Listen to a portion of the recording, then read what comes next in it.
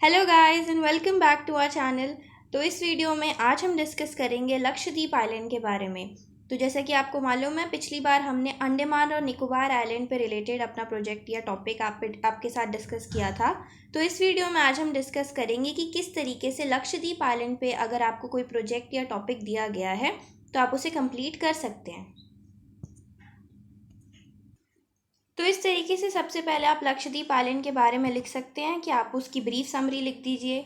सबसे पहले तो कि लक्षद्वीप आइलैंड की कैपिटल क्या है, उसके बाद लक्षद्वीप आइलैंड में लोकसभा मेंबर्स के बारे में, नेक्स्ट यहाँ की पॉपुलेशन, एडमिनिस्ट्रेशन श्री प्रफुल्ल पटेल के बारे में।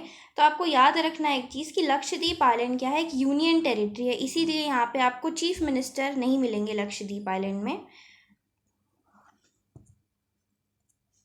नेक्स्ट अब हम बात करें तो ये इंडिया की सबसे स्मॉलेस्ट यूनियन टेरिटरी है लक्षद्वीप आइलैंड। बेसिकली इसमें 36 आइलैंड्स आपके आते हैं और ये 32 स्क्वायर किलोमीटर का एरिया आपका कवर करती है।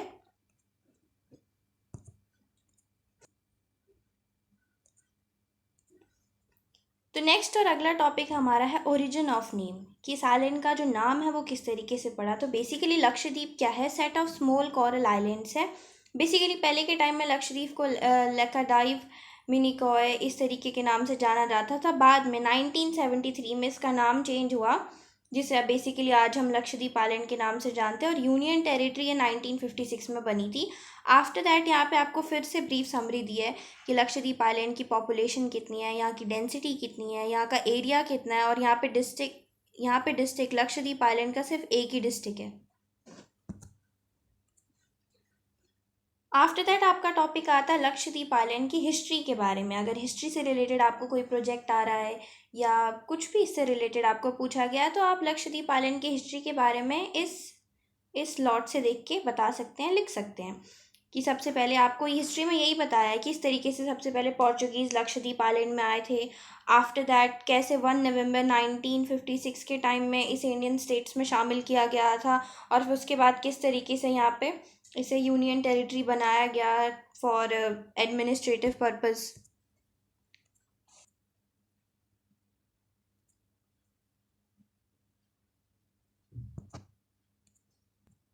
आफ्टर दैट अब यहाँ पे आपको लक्षद्वीप आइलैंड के कुछ जो फेमस आइलैंड्स हैं या फेमस टूरिस्ट स्पॉट्स वगैरह, टूरिस्ट अट्रैक्शन वगैरह, उनके बारे में बताया। जिस तरीके से यहाँ पे मिनिकॉय आइलैंड, बनगरम आइलैंड, यहाँ पे अगाती आइलैंड, उसके बाद स्कूबा डाइविंग जो यहाँ पे काफ़ी फेमस है।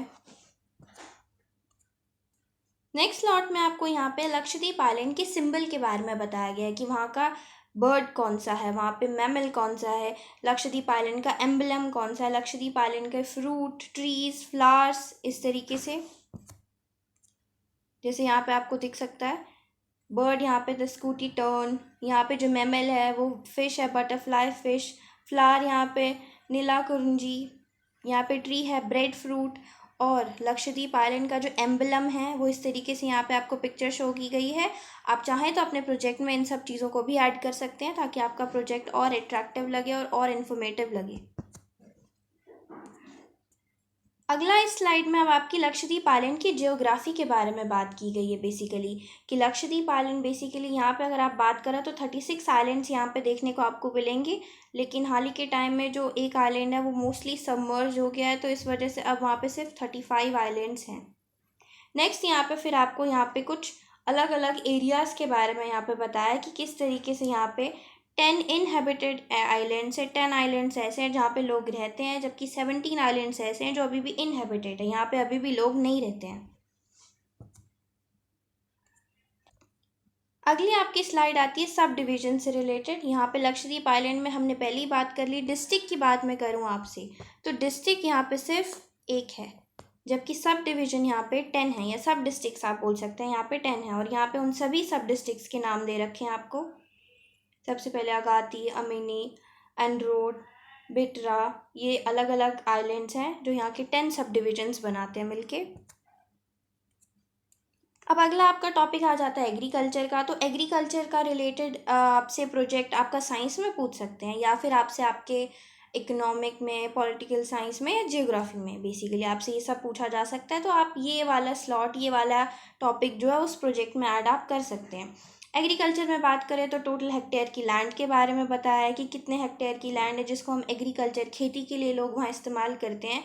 बेसिकली बात की जाए तो वहाँ पे ज़्यादातर लोग कोकोनट के प्रोडक्शन पे ही जोर देते हैं, कोकोनट की कल्टीवेशन पे ही ज़्यादातर ध्यान वहाँ पे दिया जाता है बीइंग अ कोस्टल एरिया। पर वहाँ पे ये भी कहा गया है कि मिलेट्स वगैरह को भी ग्रो किया गया था, बट क्योंकि कमर्शियल डिमांड कोकोनट की ज़्यादा है तो वहाँ पे लोगों का ज़्यादातर कंसंट्रेशन कोकोनट के कल्टीवेशन में ही रहता है। नेक्स्ट लॉट में आपको फिर से कुछ टूरिस्ट आइलैंड्स के बारे में बताया। यहाँ पे इन आइलैंड्स के नाम और पिक्चर्स आपको देखने को मिल रहे हैं और यहाँ पे इनके बारे में बता भी रखा है। Minicoy island, Kadmat island, Kavaratti island. Next lot आता है आपका लैंग्वेजेस से रिलेटेड। तो लैंग्वेजेस से रिलेटेड भी आपको जो प्रोजेक्ट है वो आपके पॉलिटिकल साइंस में ही देखने को मिलेगा, आपके एसएसटी के सेक्शन में, जहाँ पे आपको इसके बारे में इन्फॉर्मेशन देनी हो सकती है, या आपको ये मैथ्स में भी आ सकता है। मान लीजिए आपको आता है कि आपको लक्षद्वीप आइलैंड से रिलेटेड मैथ्स में कोई प्रोजेक्ट बनाना है, तो बेसिकली जो बार ग्राफ, पाई चार्ट, इस तरीके से आप इसमें लैंग्वेज का ड्रॉ कर सकते हैं। तो ये अगर हम बात करें इसकी, तो प्रिंसिपल लैंग्वेज लक्षद्वीप में बोली जाती है वो मलयालम है और जयसरी, जिसको वहाँ पे द्वीप भाषा भी बोला जाता है। जो नॉर्दर्न आइलैंड के जो वहाँ पे लोग हैं ना, वो एक मलयालम डायलेक्ट में बात करते हैं, थोड़े बहुत अरेबिक इन्फ्लुएंस के साथ, जिसे अरबी मलयालम कहा जाता है। और जो जयसरी है, जहाँ पे जो द्वीप भाषा है वो भी वहाँ पे अलग अलग आइलैंड्स में बोली जाती है। तो लक्षद्वीप आइलैंड की मैं बात करूँ तो यहाँ पे हर आइलैंड का अपना एक डायलेक्ट होता है बोलने का, अपना एक ढंग है लैंग्वेज को बोलने का। ज़्यादातर यहाँ पे आपको दिख रहा है सबसे ज़्यादा यहाँ पे मलयालम बोली जाती है, उसके बाद देवी यानी जो द्वीप भाषा है वो, और फिर अदर लैंग्वेजेस यहाँ पे छोटा सा सेक्शन उसका है।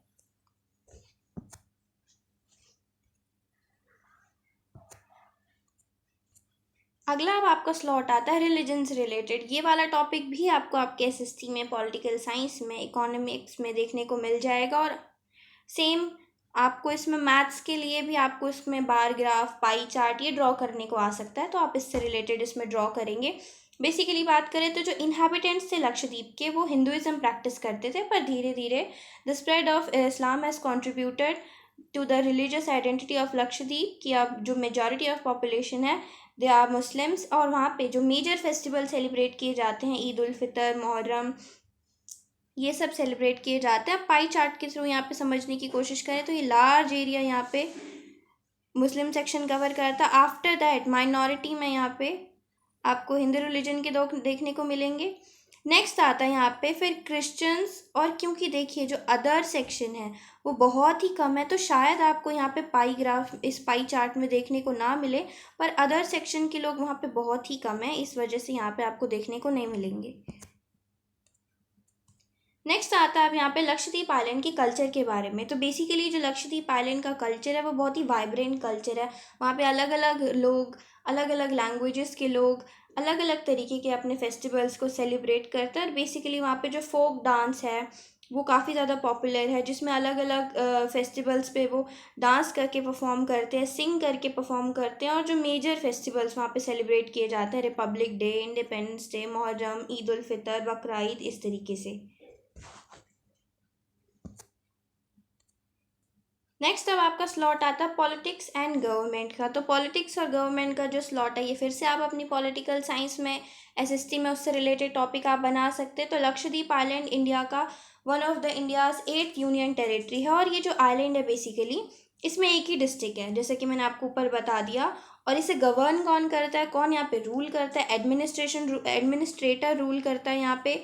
उसे अपॉइंट कौन करते हैं, प्रेसिडेंट ऑफ इंडिया अपॉइंट करते हैं उसे, under the article of 239 of constitution. अब यहाँ पे आपको उसी तरीके से एडमिनिस्ट्रेटर के बारे में बताया है, किस तरीके से, फिर वहाँ पे मैजिस्ट्रेट है उसके बारे में बताया है, वहाँ की पुलिस किस तरीके से, वहाँ पे सारे गवर्नमेंट अथॉरिटीज़ फंक्शन करती हैं, तो यहाँ पे आपको सब के बारे में बता रखा है। नेक्स्ट अब हमारा स्लॉट आता है फूड से रिलेटेड। लक्षद्वीप आइलैंड में जो फेमस फूड जो वहाँ पे पाए जाते हैं, या जहाँ पे जो लोग खाते हैं फेमस फूड, वो सब। तो यहाँ पे अब आपको मिनिकॉय आइलैंड के बारे में बताया कि वहाँ के जो वेराइटी ऑफ स्नैक आइटम्स हैं उनके बारे में। तो सबसे पहले तो यहाँ पे ये फराटा आता है। बेसिकली एक ब्रेड है, एक तरीके का जो फ्लोर यानी आटे से बना है, घी और शुगर का इस्तेमाल किया है। इसको लोग बेसिकली ब्रेकफास्ट में ज़्यादा खाते हैं। नेक्स्ट है टूना फिश फ्राई। उसके बाद यहाँ पे आपको रेड टूना करी। इस तरीके से कुछ अलग अलग पॉपुलर फूड आइटम्स यहाँ पे देखने को मिलेंगे। अगला अब आपका स्लॉट है एजुकेशन से रिलेटेड। यहाँ पे यूनिवर्सिटीज़ कौन कौन सी हैं, स्कूल कौन कौन से हैं, जैसे Calcutta university centre, Jawaharlal Nehru college, उसके बाद Mahatma Gandhi college, Lakshadweep PM Calcutta university, और स्कूल की बात करें तो जवाहर नवोदय विद्यालय जो मिनीकॉय में है। तो इस तरीके से लक्षद्वीप आइलैंड से रिलेटेड जितनी सारी इन्फॉर्मेशन है वो ख़त्म होती है। तो यहाँ पे अब हमारा ये पूरा इन्फॉर्मेशन का सेक्शन ख़त्म होता है। अब मैं आपको बताती हूँ कि किस तरीके से आपको अलग अलग टॉपिक्स पे जो प्रोजेक्ट आपको बनाने को बोले जाएंगे आप उसे कैसे कैसे बना सकते हैं। फॉर एग्जांपल के लिए अगर मैं साइंस की बात करूँ, अगर आपको साइंस से रिलेटेड लक्षद्वीप आइलैंड में कोई टॉपिक आया तो उसमें आप वही उसकी जियोग्राफी, उसके फ्लोरा फोना, वहाँ पे प्लांट्स कैसे कैसे हैं, एनिमल्स कैसे कैसे हैं, जो कि वहाँ पे हमने सिम्बल्स के थ्रू बताया था, वो एक्सप्लेन कर सकते हैं। मैथ से रिलेटेड ये मैंने आपको पहले भी बता दिया। लैंग्वेजेस और रिलीजन के आप पाई चार्ट या बार ग्राफ ड्रॉ करके उसे दिखा सकते हैं। और अगर आपको एसएसटी से रिलेटेड आता है तो उसमें आप हिस्ट्री से रिलेटेड, यहाँ पे आपको बताया था, हिस्ट्री से रिलेटेड, लैंग्वेज से रिलेटेड, वहाँ पे पॉलिटिक्स, गवर्नमेंट, इन सब से रिलेटेड आप अपने अलग अलग तरीके के प्रोजेक्ट्स बना सकते हैं।